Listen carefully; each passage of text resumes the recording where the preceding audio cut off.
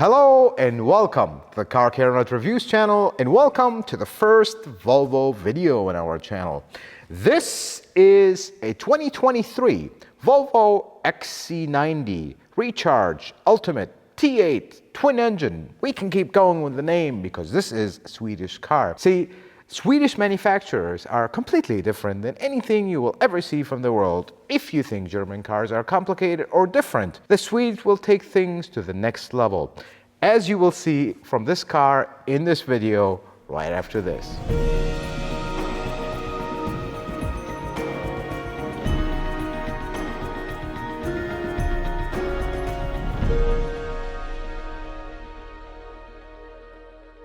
Let's start our technical review under the hood. And there is something to be said. Just a small reminder in case you forgot from the intro. Volvo does things the Volvo way, the Swedish way, the way that is different than anybody else's. And Volvo seems to be one of those manufacturers that do not volunteer their information. It was extremely difficult to actually research for this video and give you accurate information about this system, so I will do my best here. This is the T8 system. And there's a lot of misconception about it being twin engine, meaning it has supercharger and turbocharger. They actually have nothing to do with that. To simplify this extremely Swedishly complicated machine, this is a plug-in hybrid. And the twin engine means we have a gasoline engine in the front, we have an electric motor in the back that drives. And that is how the system starts. There's two electric motors actually in the system, and there's a gasoline engine, and there is a transmission as well. Not an ECVT, no, a regular 8-speed transmission. We'll talk about everything in detail. The engine is a 2-liter 4-cylinder engine. It is called the B4204T57. Now, mind you, if you are in the good old United States, that's the engine you have. If you are anywhere else in the world, you possibly will have a completely different engine with completely different options. That's just how Volvo does things. So this is a surprising engine, actually. It is a 2-liter engine, turbocharged, and direct injected only, but it is a timing belt engine. And that is kind of strange in 2023, but that's how Volvo decided to do things. So, timing belt engine. There's a lot of advantages here. It's very quiet. Other than the occasional noise from the direct injection, it is actually pretty quiet because you don't have a chain. There's no timing chain here, which is pretty cool. Now, the other thing about this engine is it is all aluminum, including the valve cover. This engine is a little old because Volvo, even though saying Volvo is a small company is a complete wrong statement. They're actually a massive company, but their auto division is not really that big. So they don't change things very rapidly. And even this T8 system twin engine, it's been around for a while. They've made a lot of tweaks to it, but it's been around for a while. So here is the basic premise of how this thing operates. You have the engine right there. You have the transmission right here. By the way, just for a small note on the transmission, it is an 8-speed transmission, and it is a very familiar 8-speed transmission because it is made by a little big company called Aisin. So, ladies and gentlemen, if you have an XC90 with an 8-speed transmission, you also share the same transmission with 2017 and up Toyota Highlander, Sienna, many other Toyota and Lexus models. This is a Japanese Aisin transmission. Had a few issues at the inception, but pretty much bulletproof, and that is very good. See, Volvo went the safe route with their transmission. Now, between the engine and transmission is motor number 1, which is a very small one, really doesn't do a lot of the muscling and the driving. All it does is 3 functions. The first thing is it starts the engine, so there's no starter here. The second thing it does is when the engine is running, that is connected directly to the engine, so it generates the charge of the hybrid battery. But then when you are in power mode and you really need everything, and we'll talk about the modes in a little bit, that motor assists the engine. So it really doesn't drive the car alone because it is mechanically connected to the engine, but when the engine is running, it gives it a boost when we are in power mode. Then there is an electric motor all the way at the back, very large electric motor actually, it has to be said, very sophisticated, nothing like normal hybrids that you are used to. It has clutches and it's basically a limited slip differential, and it can drive the car in pure EV mode. The range is right around 35 miles from our testing. It does take a long time to charge, but it is a good plug-in hybrid system, except if you live in cold climate. And let's get into that a little bit. See, the biggest problem with electric cars and plug-in hybrids equally is how do you keep the cabin cool and how do you deal with the battery temperature? And this is where perhaps this is not up there compared to competitors, or not necessarily competitors to this car, but competitors to the system. This has 3 cooling systems. One of them is a standard engine cooling system. Very, very simple. Electric water pump. One thing to note on the water pump, it's a very strange location. It just sits right underneath the intake manifold. Very odd looking pump. Metal made, not plastic, which is something about Volvo. They don't use a lot of plastic in their stuff. They do have vacuum hoses and whatnot, but main components, they will not make them out of plastic, and that is a plus to them. The second cooling system is for the HVAC system. So basically, your engine heat does not go directly to the heater core. You have a separate circuit. So when the engine is off, that circuit can heat the cabin. Then the third circuit is there to cool the battery. Speaking of the battery, let's talk about it because there's something very cool about it actually. Volvo, when they made the Recharge deal, they made a promise: we will not intrude on your cabin space. We will engineer this car in a way where it does not intrude. And that statement is almost accurate. The battery sits exactly in the transmission tunnel, or we mechanics call it the transmission tunnel, the hump. You know what I mean? They routed everything to the side and redesigned the whole bottom of the car. They put the battery, it made it such an odd shape. It sits in the tunnel, is outside the car, which is a good location. And it is liquid cooled, so it has coolant that cools it. But here's how things kind of interchange and intermix. On the passenger side of the car, there's a first heat exchanger. So when the battery is too hot, it will actually use a refrigerant to cool the coolant, which then will cool the battery. When the battery is too cold, it'll just circulate hot coolant and warm it up. When things are extremely cold, though, the engine has to come on to warm things up, then we can go back into EV mode. And that is where things are limited. We don't have a heat pump system here. It's not complicated, which is good, but it's also not as efficient. And that is the limitation of the system. Folks, the system is old, so that is how it is with this system. Now, under the hood proudly sits the inverter unit, which basically does all the magic. Does have the DC-DC converter right here, so there's no alternator. This does all the magic. This takes the power from here, charges the battery, drives the motors, does all the magic. Sits right here in a very good spot. A little bit of a larger unit than usual hybrids or plug-in hybrids that we look at, but it is also an older system. Now, this does have a 12-volt battery that brings everything to life, powers everything, and this is what charges that battery, so you don't have an alternator. Now, the AC compressor is also electric, and this sits in a very conventional spot. This actually controls that AC compressor, sends high voltage power to it. Pretty standard with hybrids and plug-in hybrids, even electric cars. Now, let's talk about one thing that we intentionally skipped over. We just want to talk about the layout of the system. So the turbocharger of this engine. See, earlier versions of this system did have an engine with dual induction. So it had a very large turbocharger and then a smaller supercharger to help the lag. This doesn't have that, and that is something that got changed over the years. This has a single turbo, pretty still large turbo for an engine of this size, hence why this engine makes so much power. Does have the lag, and that is the way it is. Now, there's a few interesting things about this turbo. So the first thing is the wastegate is vacuum operated. Now, people will say, what are you talking about? Vacuum? That's old stuff. That's actually what you want. Electrical actuator right next to a very hot exhaust is bad news, guaranteed. This doesn't have that. It's vacuum operated, very, very simple. And equally old, on the old school side, it had an air-to-air intercooler. Just no liquid to air, none of that stuff, just intercooler in the front, and that's about it. Very, very simple operation of the turbo. It is oil and coolant cooled, and that's about it for this one. And before we talk about how the system operates, kind of the good and bad about it, let's talk about the modes. So there are 3 modes of operation. There's hybrid, which basically lets the computer decide what's best.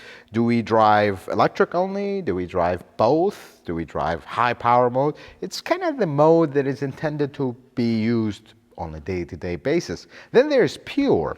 Pure is electric only. As long as your battery is charged, electric only, and that's the pure mode. Then there is power mode, and that's when things go full boost. The electric motor between the engine and transmission starts boosting, and that's what delivers up to 455 horsepower, and you feel every last one of those powers because it just takes off. This giant behemoth thing that is so elegant, so sophisticated, just takes off. It is very fast, and that has to be said. Now, all this stuff sounds great and wonderful, but there are a few things that you need to know about this system. It is old, and this engine design is old, and there's a lot of stuff, I mean, timing belts in 2023, that should be your cue right there.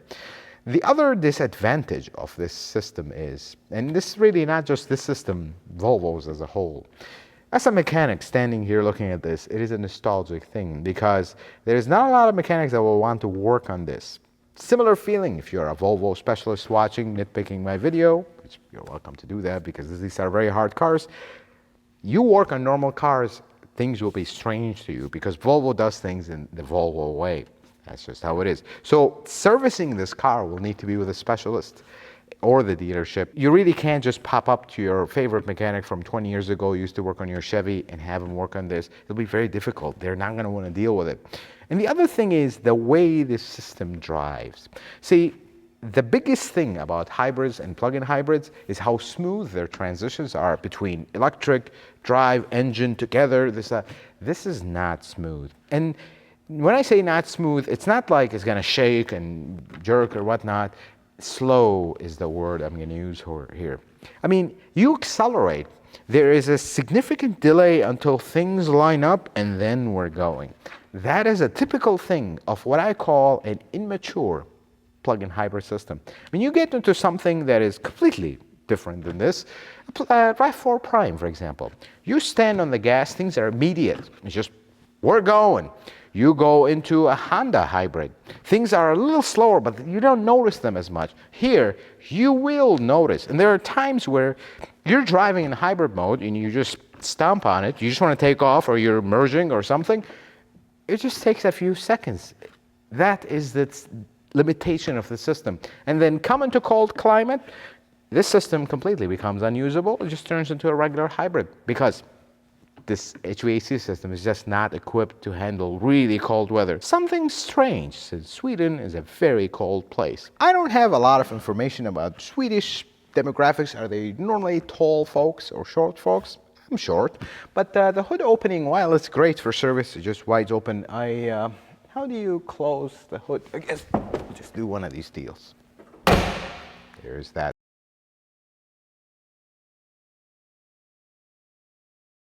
Let's take a look underneath the 23 Volvo XC90, and strangeness continues here. Let's start with the front. Everything's covered up. This panel does have to come off for service. It's just the way Volvo deemed it. But if you notice here, there are cooling vents to bring kind of the heat outside and out as needed. Then we look at the front suspension and the brakes. You notice the brake caliper is a single piston caliper. That is something surprising for a car this large. However, it is suitable because this is a plug-in hybrid. I wonder if the non-plug-in model also has a single piston caliper. That would be a little too small for a car of this size. Then we look at the front suspension, and folks, European cars will normally have very, to the eyes of average Joe, complicated front suspension. That is for a reason. They all handle really well. And that's why you see this complication. Everything here is aluminum. This is a dual wishbone setup. Ball joint that is part of the control arm is about the only concern I have about it. This makes service a little bit more complicated. But everything else, pretty standard stuff. Control arm at the top, control arm at the bottom. Strut have this interesting shape that goes around for the bottom mount of the strut. Everything is aluminum, even the backing plate. Backing plate being aluminum is a great idea. They don't rust, they don't rot, they don't do anything. There is one observation here, I just saw it, just the tip of my eye. If you come around and look right here, at that very familiar, if you own a Lexus RX, that will be exactly the plug for your transmission service, because this is the 8-speed ACEN transmission you'll find in many Toyota and Lexus models. Here it is in a Volvo. But then as we make our way back, we look at the exhaust, and it looks like a work of art, how they fit everything here. I only have one small complaint. These are potentially the world's cheapest muffler hangers or exhaust hangers. That's what they decided to go with. I don't like them, but other than this, everything here is just beautiful. Folks, on top of this exhaust is the battery. And they basically, it starts from here, goes all the way to here. This is where they stashed the battery, so it wouldn't intrude on your space. But in order to do that, they had to make this very unique exhaust. And it is unique, it's so well made. Everything, you look at the welds, you look at everything. This is, of course, double wall, and you feel it. It's just, look how beautiful this section of, if you are into mechanical stuff and things that are made, this is just a beautiful, look how they thinned this part and made it wider so it fit perfectly. It just looks beautiful. This is really nice. And what I like about it is, this is not some cheapo heat insulation. This is really high quality heat insulation. Just by looking at it, by touching it, it's thick, it's made well. Here, things get a little more flimsy, but still. Then we look at the fuel tank, which the fuel tank sits right here. It is a saddle tank, just go over, because the battery ends right around here, then the tank starts. I like how they package this. It's just a very well packaged car. However, there are some exposed sections. You look right here, for example, there's nothing. However, they did cover it up with this. This is actually sound insulating material right here. They did cover it up. They didn't just leave it wide open and exposed. Then as we make our way back and we look at the twin engine part, we're back to it. This is the electric motor that drives everything in the back. This is a pretty sizable unit, it have to be said. It's pretty huge. And simple service looks like simple service. I am not into Volvos and their service, so let's make that clear. Let's look at the rear suspension, which also looks like a very, there's this big contraption control arm over here, very interesting. But one observation, they made everything here aluminum, then they put this extremely strong and heavy looking steel piece. I almost feel like this will make up all the weight. But then you look here, very proudly, Volvo, made in Sweden. This is such a unique thing to say. It just looks beautiful. Rear suspension is also multi-link. This, by the way, has air suspension. There is something that I like about it in the back. See, most air suspension cars will have the shock and the airbag combined into one unit. In here, we have them separate. And it is just a beautiful thing, because should your airbag leak, you don't have to pay an extra cost of replacing the shock as well. You only replace the bag, and that's how it should be. This is a brilliant design, and it's a very cool one. But then we look at smaller little details. If you look here, this is your pump for the air suspension. Very good location. This is where it needs to be, not inside the car, for example. People always wonder why are they inside the car. They're very loud. They make a lot of noise. Then you look at this exhaust, which actually doesn't have tips or anything, but it does have a cutoff valve. Now, we wondered a little bit about this. This is not exactly a loud car, but they decided to put a cutoff valve. And then right next to that cutoff valve is the noise generator. Right here is what makes all kinds of noises, fake simulated noises outside, so you can be alerted when this is in electric mode and it's driving, so you can hear it approaching. Very interesting location for it. It's pretty loud, actually. This is most hybrids, and plug-in hybrids do that for safety. Then we look at this massive behemoth of a tire. This, ladies and gentlemen, is a 275 40 R21. This, if you are not familiar with tire sizes, this is a massive tire that is going to be extremely expensive should you come one day to replace it. A little overkill, since it is a fast car, but it's not really meant for handling and whatnot. So this is probably overkill just for looks and design and whatnot, and adds a huge expense to your maintenance. That has to be said here. And it does severely intrude on the ride. We'll talk about that a little bit down the video.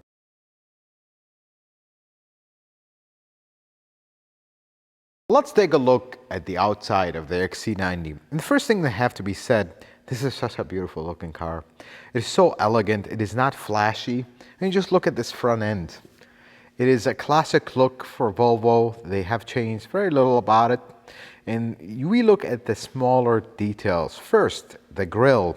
This is an unmistakable Volvo grille with the cross logo and everything. It just looks beautiful.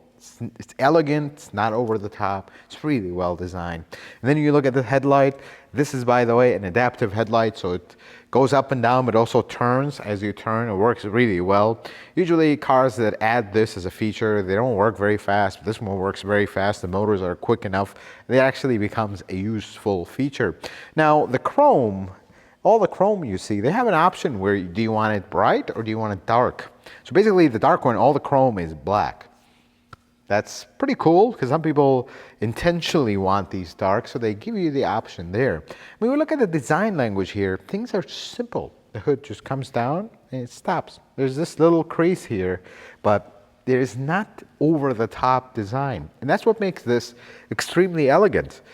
Less is more when it comes to design, and that cannot be said more than the side. Let's start talking about the side here, and starting with this double buckle deal. This makes the car look wider, but it actually is not. It's just a flat side. It's very subtle though. It's not over the top like some manufacturers. This is a plastic cladding right here on the wheel arch. It is body color, which I like. And then over here we have our charging port. It's just push to open. Pretty simple. Now there is one thing about this charging port that is pretty cool. So when you take it out, they put this little arrow here. So you can hang your cover up here. So everything would be nice, Swedish, and well. Now the wheels are extremely large, and we'll talk more about that down the video, but they do look nice. They don't seem over the top as well. The design is pretty subtle and nice. Then we look at the side of this, and this is the cool thing. There is not big design here, yet it looks very beautiful and elegant. There's only this one line that goes all the way across, very subtle line at the bottom, and that's it. You don't need 17 lines and all this crazy design. This is a classic Volvo look. It looks so elegant. The side profile of this is probably my favorite. Just look how beautiful this thing looks, especially in this color. It just looks right. Looks beautiful, looks elegant, it's not overdone. It looks just eye-pleasing is the word. Then we look at the glass. They don't have some crazy belt line that goes up and down just to look cool. It's just a classic SUV look because you don't need to make it anymore. Then we look at the very back. And again, this is a classic Volvo look. It's just beautiful, subtle, not over the top, yet elegant and beautiful. I really like these taillights. I usually like cars that have taillights that go from the top to the bottom. It just looks very beautiful. And of course, Volvo is not trying to copy everybody else. This is a Swedish car. They do their own thing. There's no bar taillight here. And there's Volvo written very large, XC90 T8 all-wheel drive Recharge. They did get a little carried away with this part. This slightly looks like the same font from an Audi. But hey, that's okay. They're Germans are their neighbors, somewhat. But then we look at some of the Swedish strangeness. We open the back door, which is electric, of course, and just like everybody else, the motors are integrated into the shock. They are, however, different looking shocks. They're not the same that everybody else is using. We look at the back space. Right now, the third row seat is up. Third row seat has some issues, which we will talk about a little bit more when we look at the inside. There is a little bit of storage here. This car does not have a spare tire. We look, there's more of the tools and whatnot, but no spare tire. And then there's these two air tanks for the air suspension, because the air suspension on this is very rapid to go up and down, not slow. So that's why they have these storage tanks, which is pretty cool. But then there is something very Swedish here. There are two buttons. One of them raises the car, this is the air suspension. One of them lowers it. Here you go. So now you have easy access to the back. And if you don't want that easy access, you just... car comes up. Very Swedish feature and totally unnecessary, but hey, we like it. But what we don't like is the third row situation. You want the third row to disappear? Sure. Pull this handle, push this back. Everything is very noisy, very clunky, but hey, that's a lot of space, which is pretty nice. But then how do you put it back up from here? You have to go on the inside. They could have done something better here. Instead of having to fold this handle and push the seat, I would have much rather see that as a button here or some kind of manual release. That would have been better, but that was not Swedish enough for Volvo, so they didn't do that.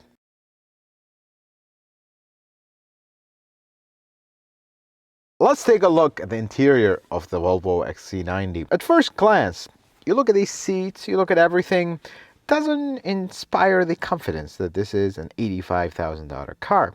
But then you start looking at the finer details, and that's where it comes back up.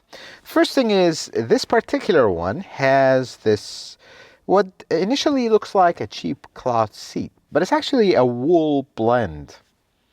And that is intentional. See, Swedish winters are very cold, and having leather seats, not the best idea in the planet. These seats are actually, they keep you warm, which is pretty nice. Now, they're not my thing. A lot of people don't like this. They just associate it with cheap cloth seats. So they do have Napa leather as well, which is actually very nice. That is an option. This is an option as well. Let's start talking about the interior, starting with the gauge. It's all screen, and it is a very strange screen. And strange is going to be the theme here. You'll see why. The gauge is all screen, doesn't really have much customizations, but it has one thing. You can make the map appear or not appear. And it really takes you a minute to figure out how to get to the actual odometer. That's how simplistic it is. I wish they would have done more here with the customization, but hey, having the map in front of you is one of the coolest features, and I applaud that. Now we move into the center stack, and initially things look very simplistic. There's somewhat of a big screen, and it's standing kind of like an iPad. It'll take you a while to get used to this one, but once you do, it is actually a pretty intuitive system and very simple to operate, has a lot of customizations, which is nice. Underneath it, however, you have some random radio controls, and one of my favorite or least favorite things, depends which day you ask me, the glove box opening button, because the Swedish could not be bothered with a handle. It's just a button. It makes a very satisfying sound when you open it. Let's hear that. Unnecessary, but hey, when you get into this price point of cars, these are little things that make it feel just a tad bit more special than the one before it. Then the climate controls, or therefore the lack of. They're all on the screen. They're very confusing and very strange. And if you've owned a Volvo, you probably look at all other cars as strange, but this is very strange. And it's so strange that I could not figure out how to make the fan go auto. And potentially, I'm going to say, unless you want to correct me in the comments, you can't put the fan on auto. You just can't put the direction of air. But there's such a sophisticated filtration system in this that actually tells you the indoor air quality. That is something huge, and usually cars, they'll tell you, oh, we need to put all these filters and whatnot. They don't really tell you the interior air quality. Well, Volvo does, which is pretty cool. But then we move to more strange things. The start button, for example. Of course, the Swedish could not be bothered. It was just a normal push button start, and that's it. Instead, we have this little rotary dial thing in the middle that starts the car and shuts it off. One note though, if you are stopped at a traffic light with the auto hold button, which is automatic and it's nice, it stays on, and you decide to switch this, it'll actually shut off the car on you and put it in park. So be careful. Ask me how I know that. But then we move past features and buttons and whatnot to the build quality. This is such a nice place to be in. And it might take you a minute because you'll be so busy figuring out how everything works, you might not notice. But it's such a nice place to be. Everything's so well put together. All the materials, while they're not over the top and exotic and stuff, but everything is so nice. Everything you touch, especially my absolute favorite is this real wood right here. It actually has a wood texture when you touch it. Everything here is very nice and very well put together. And that's really what you expect from cars like this. And there is nothing more elegant about this car than the shifter. Initially, the shifter is electronic, of course, this is a plug-in hybrid. You push it down, it goes into drive, push it up, goes into reverse, and park is a button. But the material that the shifter is made of, and this is something that become a Volvo hallmark, the crystal shifter. It is such an interesting idea, and it looks so beautiful to look at. I mean, I don't care about this whole car and how it drives. Just looking at this makes my day. Let's talk about the back seat and where things start to kind of fall off. First, this is my driving or seating position. This is a passenger side. I'm 5'7". This is not a lot of space. I mean, it's okay, but the seat position and everything, I feel like this is very small. But then there's more. See, Volvo always made their seats extremely skinny. I mean, the seats are very small and this iconic looking headrest. So the inside of the seat is bowed out. Most manufacturers will make this bowed in so you have more space here. Well, this one is bowed out. It's okay, not the end of the world. And then there's a massive hump here because that's where the battery is. So they did not intrude on the space, but we still have a massive hump. There is one power outlet here. Surprisingly, it's just a standard household outlet. And then there is a screen here that controls the rear HVAC, 2 vents, and then there's actually vents on the pillars, which is nice. But then there is the seat, which, for lack of a better word, you have to fight it to make it work. It's just a little clip of us fighting with it. I don't know who designed the back seat, but they were not the same people that designed the rest of the car. And that's just the way it is. And there is very few cars out there that has lock buttons in the back doors. This one has lock, but you notice not unlock because the Swedish care about safety. So your kids, when they're fumbling here, they will actually lock the doors in one of their plays and they can't unlock it, and that is pretty cool. But then we talk about a very large elephant in the room, which is the third row seat. Again, continuation of how these seats are not very well thought out. The access to the rear third row seat is really not good. And then the worst part is, if you want to push the seat forward enough so people can actually get in the third row seat, you have to move this seat. So here's how this is gonna go. You have your kids, you wanna put some of them in the third row seat. You have to let go of your kids, move the seat, move this so they can actually have enough space to get in the back. What were they thinking? This is not a very good third row seat. And actually this whole second row seat also could have been better.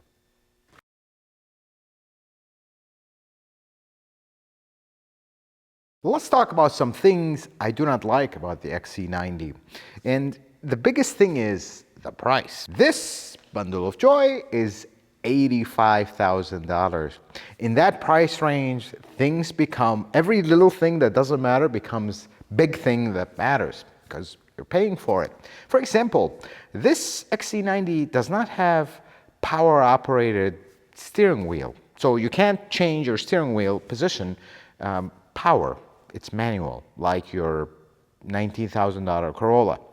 And then the screen on the dash. It's a big screen. While I love that it has the navigation on it, it does absolutely nothing else. It doesn't even show you the song you're playing. Could have gotten a little bit more work done on that. And then the biggest one, okay, these are little stuff that don't matter. The third row seat is, for lack of a better word, a non-third row seat. I mean, it is a hassle to get into it. It is such a horrible idea that the seat does not move in a better position so you can actually get into the third row seat. That is not a good idea, but even if that was not there, it's only a 2-seat third row seat. So you only have 7 passengers in this thing, and that can be an issue. But then we move past the little stuff, if you would, into something a little bit more serious. The hybrid system. It is extremely clunky and it's extremely laggy. You accelerate even in power mode. You accelerate, it just takes it a minute to almost like line up everything, then we go. Everything is very slow and it's really starting to show this age. Folks, this system is not new or exclusive. It's been out for a while and it really desperately needs an update. And they have made multiple revisions. It is a lot better than when it first came out. However, it's still clunky and slow compared to anybody else, and that could be a serious problem. And lastly, this car has air suspension, and we talked about a few things of that air suspension, but there's one thing about it. Air suspension and massive wheels and tires they're not helping this car's case. Air suspension should be like a cloud when you drive on it. This one does not feel like a cloud. It can be crashy on big bumps and whatnot. Kind of defeats the purpose of the air suspension and all the hassles that come with it.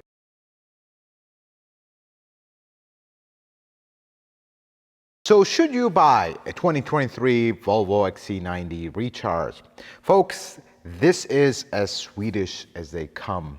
It is so unique, and that's the word I'm going to use here. I mean, they always say, once a Volvo owner, always a Volvo owner. This Swedish machine, though, is not perfect. It is starting to show its age, and its price is not really reflecting that. Price is very high, and there is something about this style car that is not really appealing to everybody, especially when you get into this price range. This is a very elegant and sophisticated car, but it is not showy. It is not a show-off's car.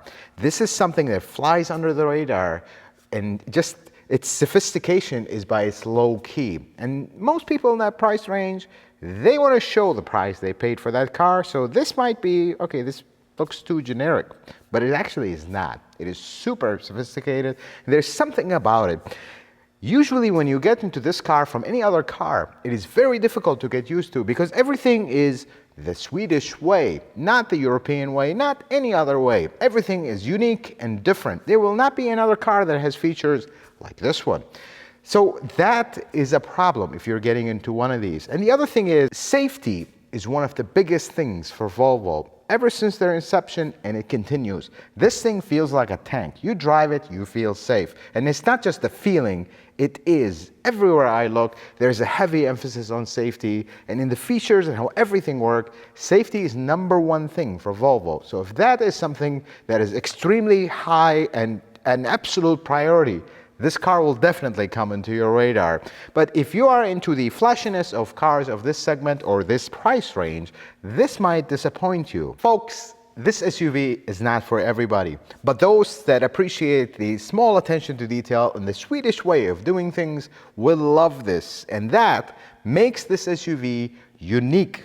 It is simply that. It is unique in every way. It is very elegant, very beautiful, a little bit overpriced, a few mishaps here and there with options compared to other competitors, but that is the Volvo XC90. Folks, I hope this video was helpful and informative. I hope you learned something new. If you like it, consider giving it a thumbs up. If you're not a subscriber, consider subscribing to the channel. Check out some of my other videos. Until the next video, folks, may the Lord bless you and keep you, and you have yourself a wonderful day.